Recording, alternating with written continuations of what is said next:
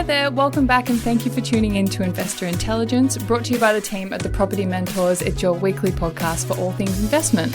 My name is Phoebe Sikowski-Wallace. I am your host, and joining me once again for the last time this year is our very own property/investment expert, Luke Harris. Luke, it's almost 2022. How are you feeling about it? Fantastic. How about yourself? I am excited. I'm excited that this year is almost over, and yeah, bring it on, honestly. It's been a very, very crazy year for a lot of people. For sure. Not many of us have come out of 2021 unscathed. That's right. So coming up on today's show, we're going to be talking about something that's very fitting for this time of year, which is goals, resolutions. We're going to be talking a little bit about defining your why and how to be realistic about your goals. And I'm talking about goals more so in the general sense, whether that is to do with investing or not. I feel like the way we approach any goals in any aspect of our lives really should be the same mindset. But Luke, just before we get into that, and given that it is our last episode of 2021, and that December seems to be a bit of a time of reflection, I want to do a little bit of a recap of what we've spoken about so far over the last couple of months, just as a bit of a refresher. How does that sound? Yeah, absolutely. So when we started off with episode 1 being the 3 types of ready. Now, if someone hadn't listened to our podcast, this would be the episode that I would recommend them first, because it was one of the things that I feel like a lot of people starting out in investing, maybe even people who are experienced with investing, wouldn't realize, but just having the finance behind you isn't the only kind of ready you'd need to be. Absolutely. Investing's so complex. There's multiple aspects that need to be considered. And of course, being ready with some money in your pocket, burning a hole, isn't the only thing that you need to be a professional investor. And that doesn't mean that you can't go out there and buy a property. But of course, if you want to become a good investor, you need to be aware of all of the different factors that are at play. 100%. Yeah, the emotional one really was a new one for me. You'd never think you'd need to be emotionally ready to get into the investing game. Well, that can make or break your success in property or any investing, really. For sure. Now, episode 2, we talked about the kind of common investors there are, and I thought this was a really fun episode going through the common types of investors. And although the descriptions we gave were obviously massive generalizations, but it was such a great way for people to recognize parts of themselves in these types. And it was a really good chance for people to get quite real with themselves. Yeah, I think without going through that process, a lot of investors are really just going out there and, doing their best, I guess, to get the best results. But, being aware of these things really helps you to sort of assess your investing strategy rather than just going out there and doing the investing. Yeah, for sure. And it was great to kind of see that there's not just inexperienced and experienced investors. Whether you're experienced or not, you can sit within any of these categories. So episode 3, we talked about the roadmap to success, and I loved this episode because as someone who likes structure and who likes to plan ahead, maybe a little too much sometimes, learning about this roadmap was perfect because it's something that anyone can follow regardless of their goals and their journey, and something that you've been quite honest about is that there is risk involved in ventures like this. And the best thing about having this roadmap and sticking to it is that you always know where you are and you always have something to come back to guide you or to get you back on track if necessary. Yeah, absolutely. Investing is not a smooth sailing ride for most people. It doesn't matter what you're investing in. The safest investment really is sticking your money in the bank. But most people are going backwards from that. So understanding the process and understanding how to really navigate your way through that is a really critical thing to become a successful investor, and really understanding, not only your mindset, but also, what steps are coming up, so that you're not looking at the moment, you're not looking right in the now and today, you're looking, 2, 3, 4, 5 steps ahead.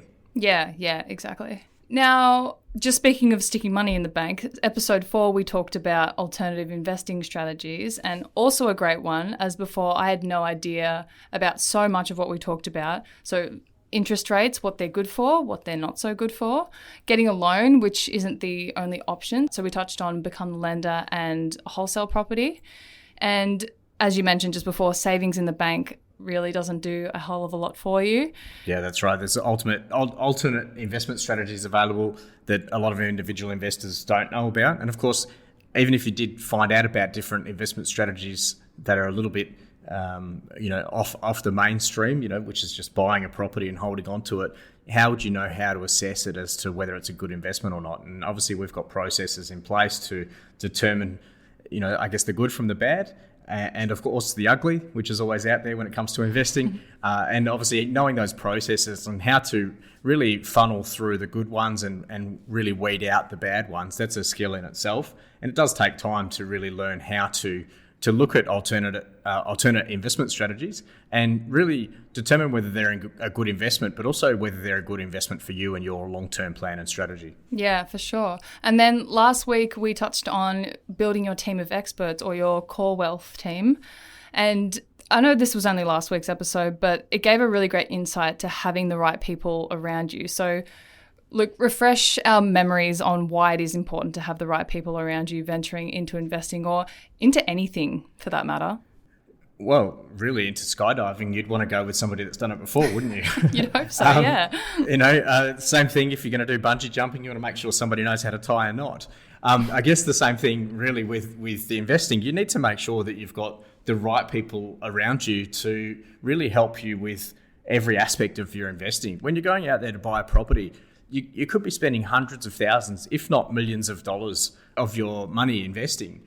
And a lot of that is the bank's money, mind you, especially when you're getting started. There's less capital of your own going into the deal. But essentially, you're taking on the risk on behalf of the bank's money to go out there and buy that property. And when you're talking about hundreds of thousands of dollars, you need to make sure that you've got a really good team of people around you. And it's not just as simple as getting any old accountant, any old solicitor, any old mortgage broker, or any old property manager to look after the property for you once you've settled on the property.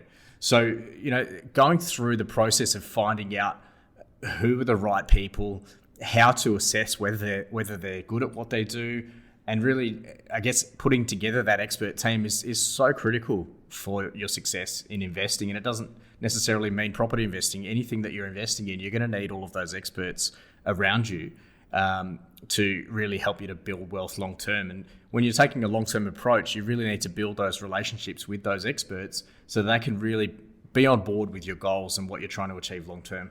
Yeah, exactly. So let's get into the main topic of today, which is goals. Now, one of the things that people are doing around this time of year is either setting or resetting or even reassessing their goals. And, that's all well and good to have goals, but that's kind of the easy part. But what I want to talk to you about today, which I'm surprised we haven't actually gone into depth in this topic yet, which is defining your why. And it's actually a scarier word than I sort of anticipated. But talk to me about why it's important to define your why. Why it's important to define your why. Look, I guess the reason for that is because a lot of people have a really basic understanding of what they want out of their investing and out of life in general. You get up every day, go to work, you read books and magazines and you're looking at the media. Everyone's out there trying to get ahead.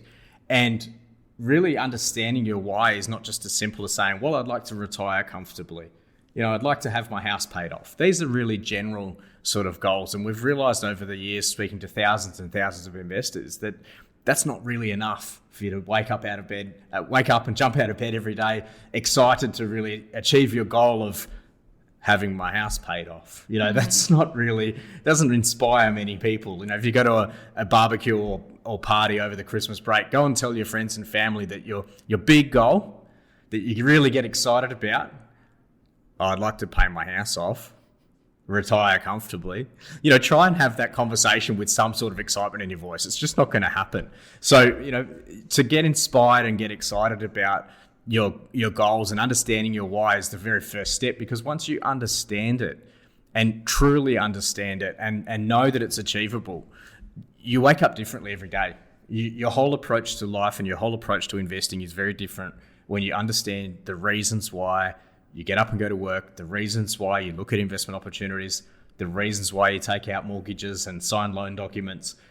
All of these things become a lot more clear once you understand the reasons why you're doing it. And believe me, it's so much more exciting when you've identified exactly why you want to do these things. And it doesn't mean, or it's not all about retirement. It's about, these mini wins that you're going to have along the way, the small milestones every 2 years, every 5 years, every 10 years leading up to retirement.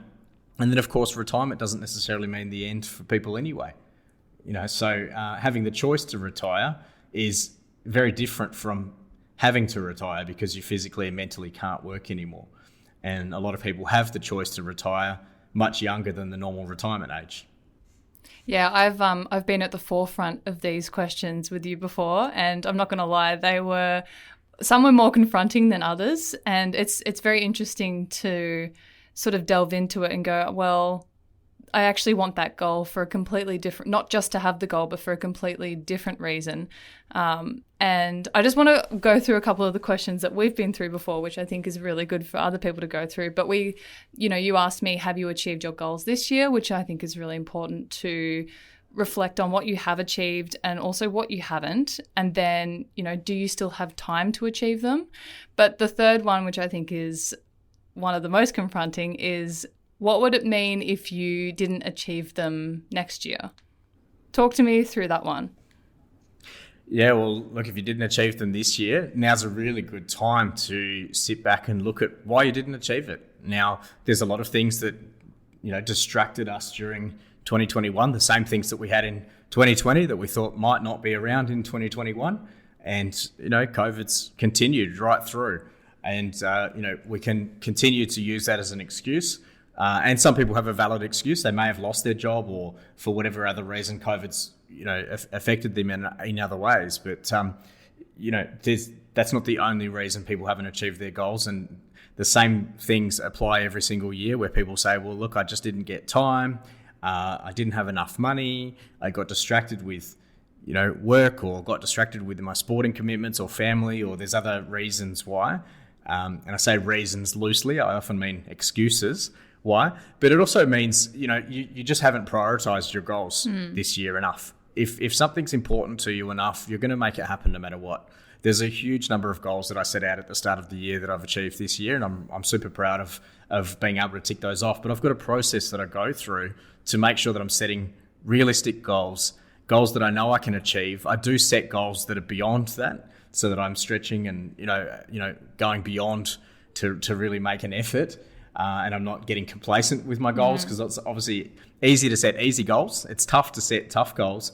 But then, of course, being accountable to somebody is the toughest thing. It's one thing to set goals, but if you're not accountable to anybody, then you might just stick them on the fridge, and by the end of January, they're gone.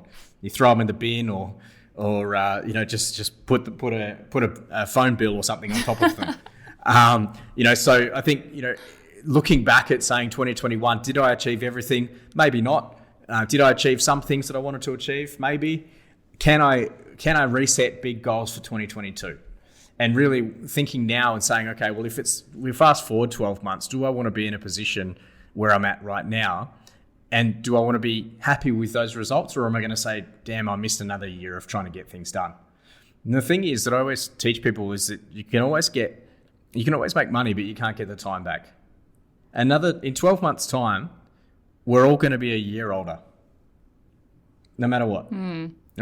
Assuming we're still on the planet, we haven't been abducted by aliens, or we haven't passed away, we're going to be 12 months older no matter what. And so what that means really is that, the time's going to go past. Other people in the next 12 months are going to set massive goals and they're going to achieve them. Other people are going to set goals and forget about them. And other people are going to give it a go. Hopefully it works out. And maybe it does, maybe it doesn't. Which one are you going to be? If you're looking 12 months from now, you want to be one of those people that says, hey, I set out these massive goals. I didn't achieve all of them, but geez, I set some pretty big goals and I got some good ones ticked off, and be proud of that. And I think that's a really important thing, is to really set those goals. Be accountable to somebody, like having a mentor or somebody by your side that can really keep you motivated and keep you on track. Obviously, you need to be motivated yourself to achieve those goals. It's not your mentor's job to give you a call every week and fire you up. You've got to fire yourself up, right? Your mentor's there to hold your hand, not to do the heavy lifting for you. But essentially, going through that process and setting these goals, now's just a fantastic time to do it. And a lot of people are going to have a break over the Christmas period. Some people are going to be working through, but obviously a lot of us do have a bit of time. After you've gone through the Christmas eating and drinking period, there's usually a few days in between where you get a chance to, really have some time off and reflect on what you've done for the year.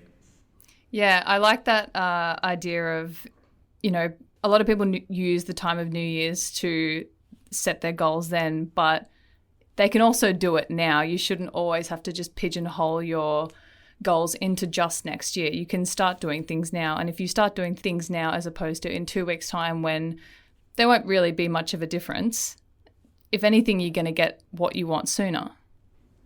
Well, the thing is, New Year's resolutions are really, they're talked about a lot. And you talk about through January, you catch up, in January with your friends that you may not have seen for a while. And you say, have you set any New Year's resolutions? And what are the typical New Year's resolutions, Phoebe, that you hear from people? I want to lose weight. I want to read more. I feel like they're the two main ones that I hear. Yeah, losing weight typically after Christmas is people's goal. They say, this year is going to be the year that I'm going to lose weight. I'm going to lose 10 kilos or whatever it is. I'm going to train more. I'm going to go to the gym more, go running more, do more swimming. A lot of those are fitness-based, health-based goals. But of course, some people have got a goal. They want to pay off their debt, their credit card. They want to pay off their car, travel more. A lot of these goals they're nice goals to have. Traveling more, great. But without knowing the location and when you want to go, it's not really something that you're going to be aiming for because you don't even know where you're going. You don't know when you want to go. You just want to travel more in 2022. So narrow it down. Where do you want to go? When? Are you allowed to go? These things really help to actually write it down so that you can actually visualize it and you can actually see it. Without writing it down, it all stays in your head. Right? And when it stays in your head, nobody else is going to see it. So if you don't achieve it, nobody knows. That's right. So this is the whole idea of writing it down means that other people can see it. Share your goals with other people. Have some accountability with those goals. If they're important to you, then share it with other people. And if you share with Luke that you want to go to Japan next year, he will afterwards send you a screenshot of all these flights to Japan to make sure that it happens. Absolutely. And there's going to be a lot of price wars with the airlines over the next 6 to 12 months, specifically, the first, 3 months of that. I think it's going to really gear up for a lot of price wars for airlines. So if overseas travel is on your radar, then, one of those things that you could do is really put that down as a goal, set some dates around that and book your flights. Like I said, Phoebe, if you want to plan a holiday for next year, the first part is locking in the dates, and then you can start looking for cheap airfares, go and lock in your airfares, and then that part of it's done. Exactly. And then it becomes real. I think the key thing with a lot of people is that they might talk about this stuff in January, New Year's, and their goals are really flexible. Well, if I don't achieve it, I can do it later. And that doesn't help. Most successful people set goals. They're accountable to somebody. They've got the date and the dollars on it, like we talk about in the book, Let's Get Real. The dream, the date, and the dollars. So start off your New Year's by writing that down. Get a big sheet of paper. Write dream, date, and dollars, which is what is my goal? What is the dream? Mm-hmm. What date do I want to achieve it? Or when do I want to go away on a holiday, if it's specifically on a holiday? Dollars, how much money do I need to achieve that goal? Then it may not even be money. Reading more books. It doesn't need any money. Go and get a library card. Go and get some books. You're done. Right, but finding those things that really are important to you, that's your life. As I said, a year from now, you're going to be a year older. 5 years from now, 5 years older. 10 years from now, 10 years older. The time slips away no matter what. So if you're not going to do these goals in 2022, if you're not going to achieve them in 2022, when are you going to achieve them? And that's a good question to ask yourself. When am I going to do it? If next year, if 2021 wasn't the year, and 2022 is not the year, when am I going to do it? No one's going to do it for you. Yeah, that's right. So I know we're talking about goals, and this is somewhat relevant, but I want to ask you this question because I think this is a question that you get asked a lot, and I really like your answer to it. Luke, when is the best time to invest? The best time to invest is when you're financially, emotionally, and educationally ready. Once you know what your plan is, once you've got your plan and strategy mapped out, when you know why you're investing, that's the best time to invest. The second best time to invest is yesterday. That's the answer I was looking for. So, Luke, to wrap up the year, is there anything else you'd like to leave our listeners with? It's been an interesting year as far as property is concerned. There's been a lot of really hot markets around the country. Our members here at the Property Mentors have purchased tens of millions of dollars worth of property in the last 12 months, and we're really proud of our members that have achieved those results and really helped to build their portfolios this year. Our property management team has had a few milestones. We've had some new staff start in the property management team as well, which is fantastic, which we're really looking forward to helping them again in 2022. And of course, there's going to be some changes in property in the next 12 months. There's going to be a little bit of volatility. There's going to be some hot markets that are overpriced, and certainly a lot of people should be getting out of those markets and certainly not buying any more into those markets. Interest rates is going to be a hot topic for next year. We've got a federal election coming up as well. So it's going to be an interesting year as far as property for 2022. I'm really excited about the opportunities that's going to present and the properties that I'll be able to buy into 2022. And I think that for those investors that are really looking to take some action and really get some runs on the board, 2022 is going to be a fantastic year. So highly recommend getting in touch with the Mentor team. If you're an existing member, fantastic. Start booking in your annual review session for January so that we can reassess your goals and go through that process.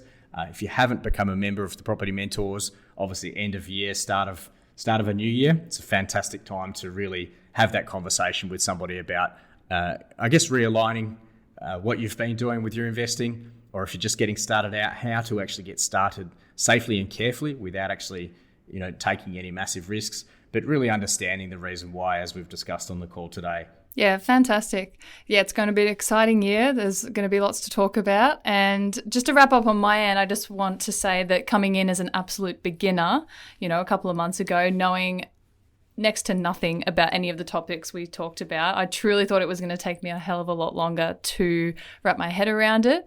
But I've honestly felt more and more knowledgeable every time we've spoken, and there's obviously still a long way to go as well. But you can never stop learning, as we keep saying, and massive props to you, Luke. This is definitely a reflection on how clearly and concisely you've explained everything. So thank you so much for that. Glad you've enjoyed it, and really, Phoebe, you've done a fantastic job with this podcast. We're really looking forward to next year. For those that haven't, this is the first podcast you've listened to. Like the podcast, share it with your friends and family, because obviously the more support we can get for the podcast, the more fantastic guests and people that we can have to come on and speak for you all.